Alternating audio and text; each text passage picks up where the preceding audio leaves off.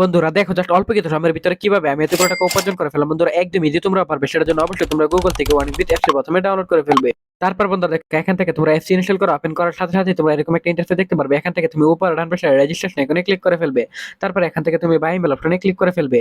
তারপর বন্ধুরা এখানে surname, first name, reason, date of birth, email address, এই ধরনের পার্সোনাল তথ্য যা যা চাই সবগুলো বসিয়ে দিবে। ছবি আর ফোন নাম্বার করে গিয়ে কিন্তু অবশ্যই একটা ফেক ফোন নাম্বার বসিয়ে দিবে, যে নাম্বারে আগে কখনো ওয়ানিকবিট অ্যাকাউন্ট খোলা হয়নি।